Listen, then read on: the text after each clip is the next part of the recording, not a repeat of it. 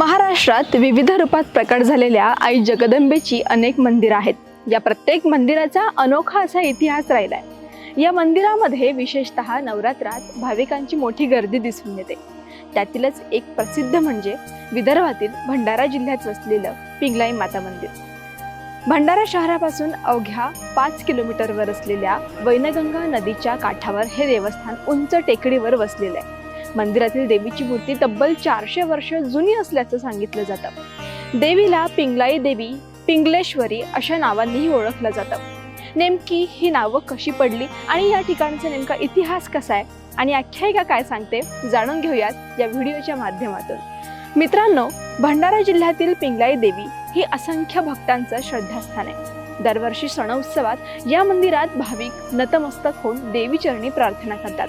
भाविकांना देवीचं दर्शन घेण्यासाठी 251 पायऱ्या चढून जावं लागतं। खरं तर ही देवी शिवपिंडीवर असल्यामुळे तिचं नाव पिंगेश्वरी असं पडल्याचं आख्यायिका आहे। आणि या मंदिरामध्ये दरवर्षीप्रमाणे मातेचा ज्योती कलश उपस्थित असतो। त्याचप्रमाणे इथं भक्त सुद्धा 400 ज्योती कलश इथं उपस्थित असतात आणि त्या 400 ज्योती कलशामध्ये सर्वांना भक्तीचं वातावरण निर्माण होतं आणि असं हा वातावरण इथं आनंद आणि प्रेम आणि निसर्गरम्य वातावरण। पिंगेश्वरी देवीची मूर्ती भक्तांच्या डोळ्यात सामावेल अशीच आहे। कोरंबी गावातीलच नाही तर जिल्ह्यातील सर्व तालुक्यातील भाविक या कोरंबी देवीचं दर्शन घ्यायला येतात। मंदिरात प्रवेश करण्याआधी कालभैरवाचं दर्शन घ्यावं लागतं।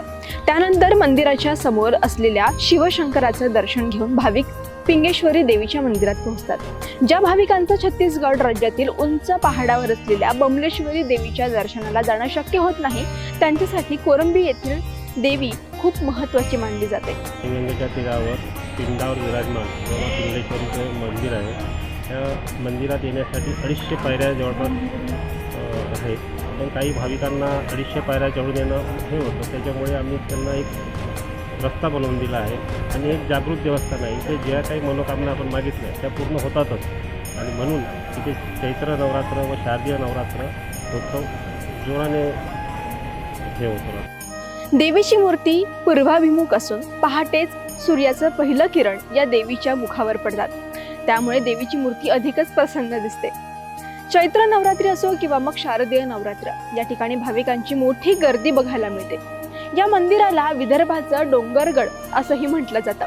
पिंगेश्वरी देवी नवसाला पावते अशी भक्तांची श्रद्धा असल्यामुळं मध्य प्रदेश, गोंदिया, बालाघाट, भंडारा या जिल्ह्यातील मोठ्या संख्येनं भाविक देवीला नवस मागतात आणि नवस पूर्ण झाला की भाविक या ठिकाणी नवस फेडायलाही येतात। भंडारा जिल्ह्यातील पांडे यांचा या मंदिराच्या विकास कामात पुढाकार असल्याचं सांगितलं जात असून या मंदिराचा जीर्णोद्धार 1988 साली झालाय।